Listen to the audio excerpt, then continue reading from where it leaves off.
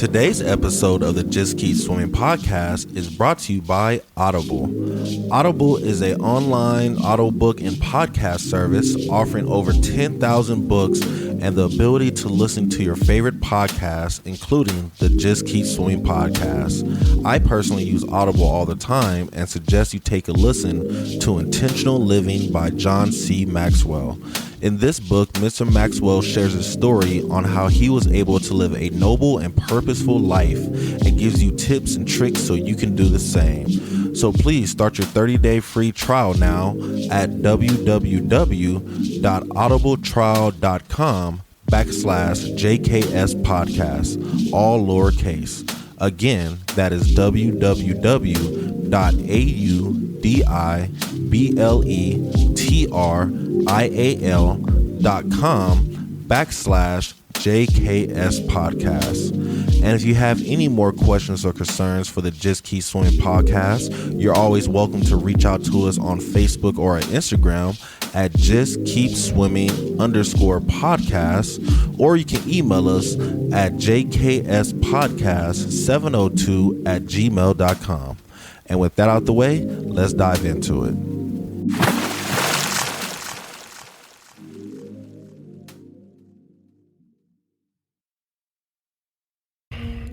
Good morning, good afternoon, and good evening, and welcome to the Just Keep Swimming podcast. This is your friend, your boy, your host, Mr. Adrian Jackson, and we're back at it again with another great episode for you. And you already know who's with me. It's the man, the myth, the legend. It's Mr. 13 dropping hot beats for the city as always. So please make sure you guys keep up with his latest projects. So today, ladies and gentlemen, I want to have a conversation talking about taking criticism. So recently I had a pretty interesting experience, and it's kind of crazy that two things happen in one night at the same location, but it did. That's the way life works sometime. And you know me, I'm gonna turn it into a podcast episode. So recently I subbed for somebody for trivia one night. It was a different game though. We actually have Jeopardy through the trivia company now, and I subbed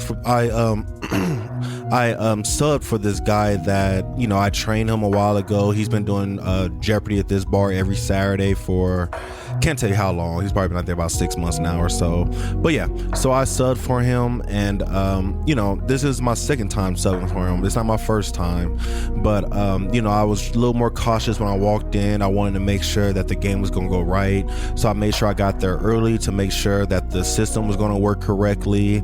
I was going to be able to put the game on the projector like I couldn't do last time, and I thought it was all good, you know.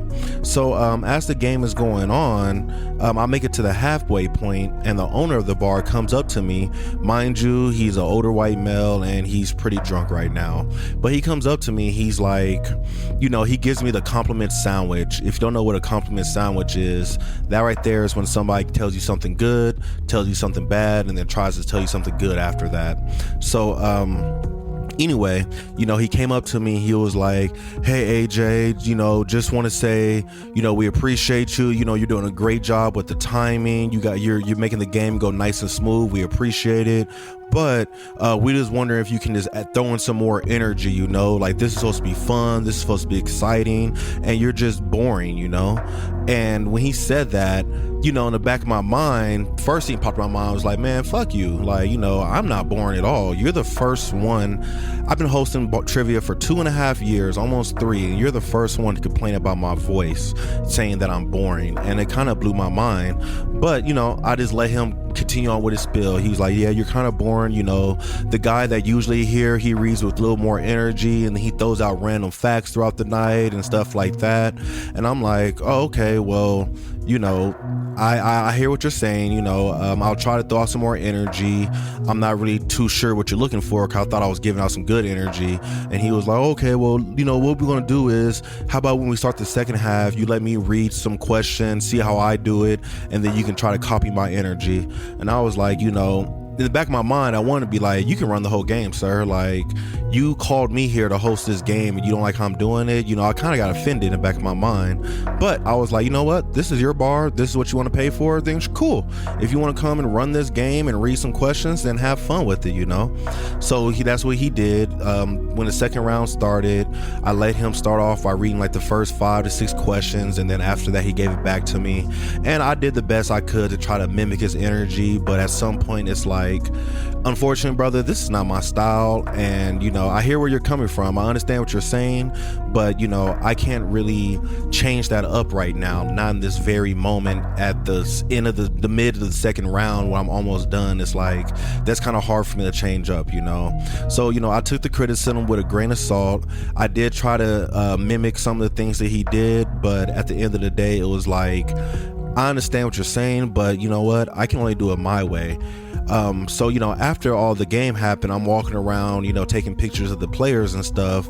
And a few teams pulled me to the side and was like, hey, ignore what he said. You was giving great energy. We was enjoying how you were reading the questions and how the game was going smooth. You know, I think he's just really catering to like 2 people, which is some friends that probably come to the bar every Saturday that he knows. And I was like, you know what? That is good right there. That is really deep. So after the game was over, I'm waiting for my food. And originally, you know, I had this thoughts in my mind, like, I don't want to talk to this dude no more. You know, I don't want to sub here no more, nothing like that. But at the same time, I was like, I'm not going to let this small scene of criticism really affect me any way, shape, or form. So let's go talk to him again when I'm not feeling like in this rush mode or I'm not trying to work, and just see what he actually has to say.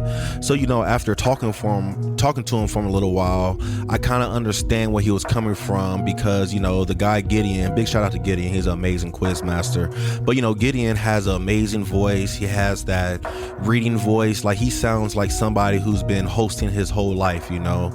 And I had to tell the guy, I was like, well, I understand what you're coming from, but you have to understand that I do trivia to challenge myself. You know I'm not the best reader. I'm trying to become a better speaker, use my voice better. And that's why I come out to trivia, because this right here for me is a challenge. It's an opportunity for me to grow myself. And he's like, oh man, no, I understand. You do a great job, you know, just saying that, you know, for the other games, it might work. For this one, we just want this type of energy. I'm like, okay, I truly understand it, you know. And I kind of left the bar with the mindset of, I appreciate the criticism, sure. You know, you didn't come here, you didn't share this to try to upset me or make me feel bad or try to embarrass me. You were just trying to raise the vibe of your bar, and you notice that when this guy does this and that keeps the bar vibe high, and you want this person to do the same thing, you know. I hope you realize that we're 2 different people and we're on 2 different paths, and, you know, I'm a different quiz master than him, but I do understand what you're coming from, you know. And that was like a piece of criticism that I had to take it with a grain of salt, because again, he was the very first person ever to tell me that, you know, your voice is boring, you know, because recently I've been learning that my voice is very powerful. A few days ago, we were at school and there was a gunman outside the school. Somehow something happened where he ran from Target and he decided to go hide in the school baseball field or something. So he locked the whole school down, you know. And you know, long story short, the lockdown happened during lunch and the kids weren't prepared, so it kind of just turned into mass panic, because, you know, word that a shooter is around campus made everybody panic, you know. So while everybody's like running around, like kids are literally jumping over each other, pushing each other, just, you know, calling their parents. Teachers are crying, you know, because support staff are looking for their kids. It's crazy. It's all hell breaking loose. And at some point, you know, I decided to let me speak up and get things moving, because there were some kids that, like, you know, they were running and you can tell that they didn't know where to go. So I just started screaming from the second balcony, and I realized, like, when I started screaming and started, like, you know, trying to just throw out instructions to these students, they listened and they moved, and we was able to get that section of the hallway clear, you know. And I do feel that if I didn't speak up and, you know, throw my voice out there, this wouldn't have happened, you know. It would have been more panic, you know. And I was able to keep my cool and hold my composure, even talking to the parents that were calling the school and all that stuff. And I felt like I did a really good job in that situation, and I felt like my voice really had a part to play in this, you know. If I was more soft-spoken or more scared, I feel like the parents wouldn't have reacted or felt that sense of comfort. The kids would have been more panicked. Even the kids that were in the room with me, you know, like, I do feel like my room was pretty relaxed, you know. Yes, they were making phone calls and stuff, but nobody's really panicking, you know. So like when I went to the bar this weekend, the guy shared that with me.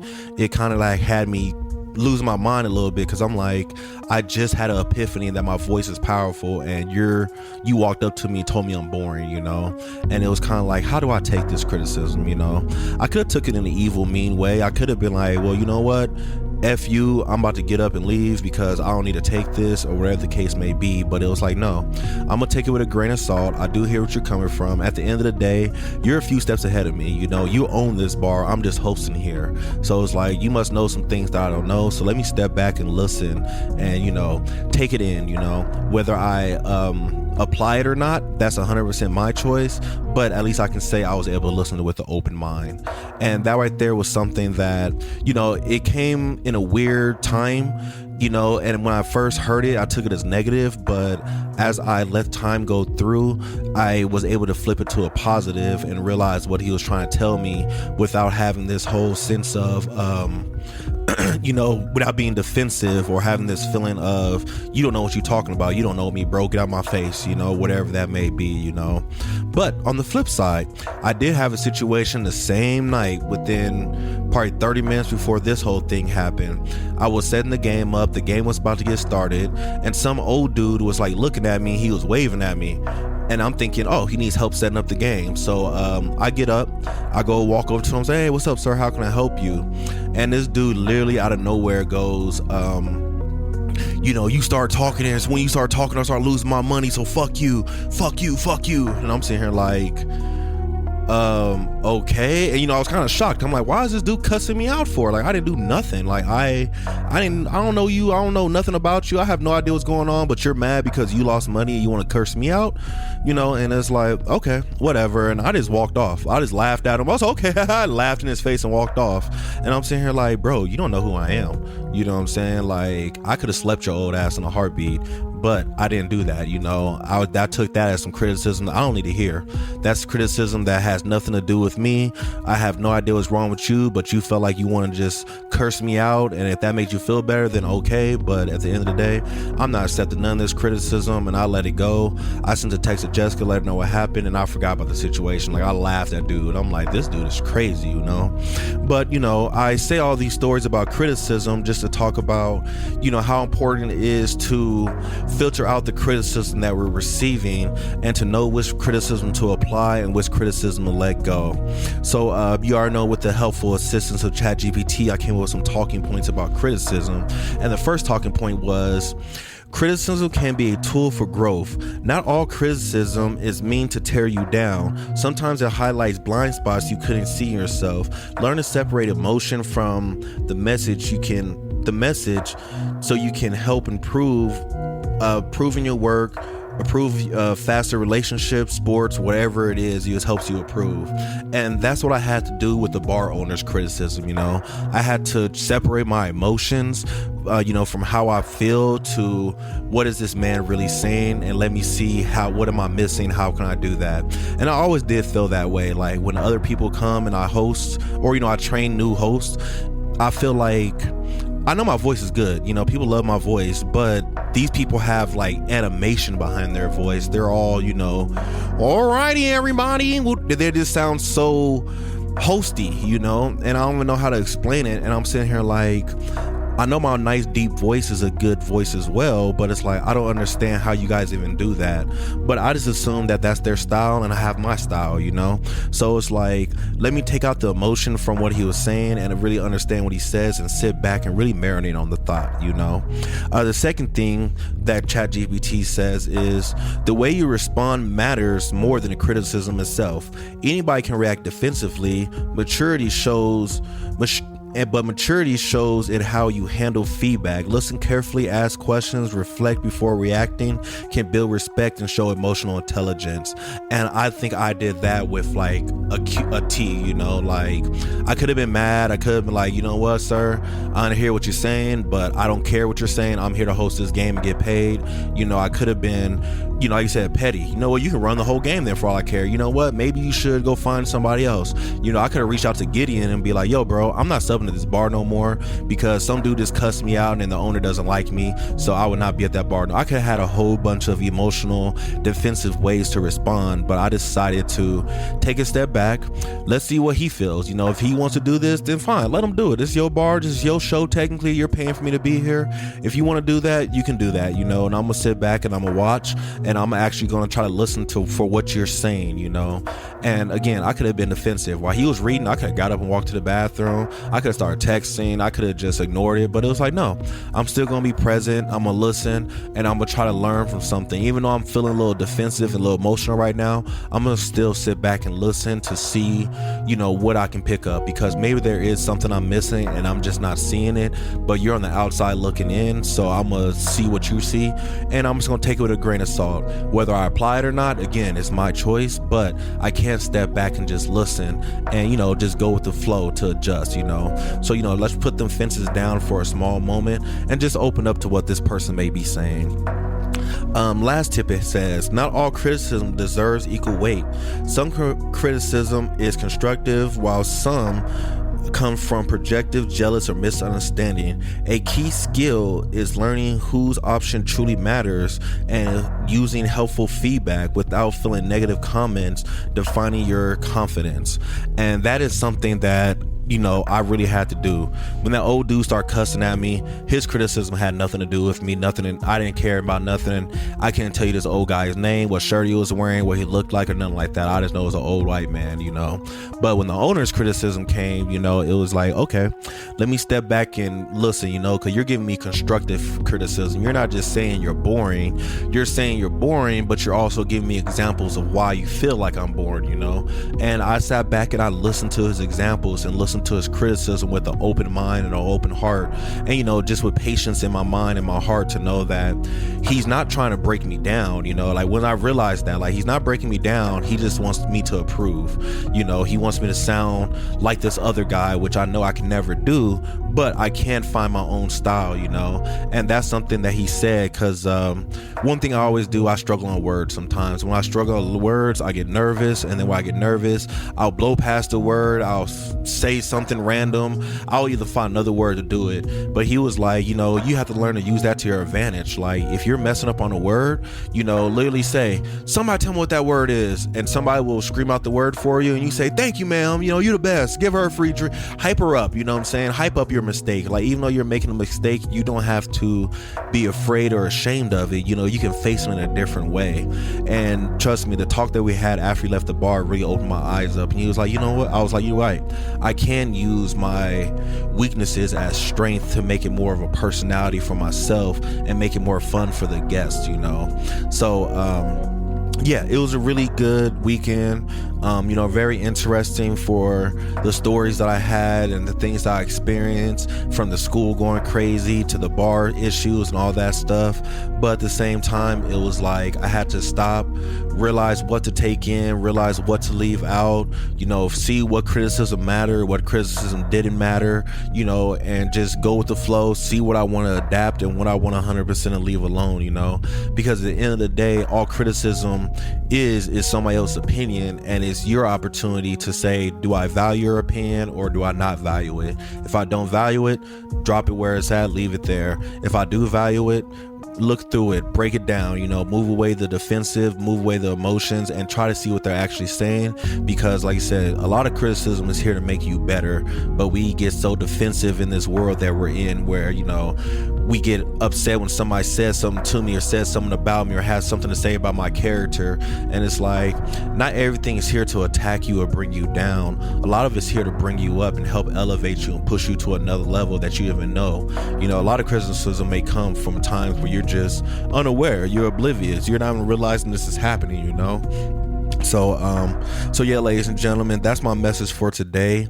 Let's try to be open-minded when criticism comes. Let's know what to block out. Let's know what to accept in. Let's know what to take with a grain of salt and what to eat fully. Let's know who is actually giving constructive criticism and who is just being an asshole. That's the nicest way I can say it. But the choice is us at the end of the day. The choice is ours to either run with it or to drop it and leave it as it is. But either way, my mindset is what the best is for you. So trust your gut, trust your mind, trust your soul, trust your heart, and you're gonna get the right information you need. But yeah, ladies and gentlemen, that's my message for the day. I hope it resonated with you guys. I hope it was a good story. If anybody has anything they'd like to share, you already know you can reach out to us on Facebook, on IG, or over Gmail. But with all that being said, we hope you guys have a great day, a marvelous afternoon, a splendid evening, and remember to just keep swimming.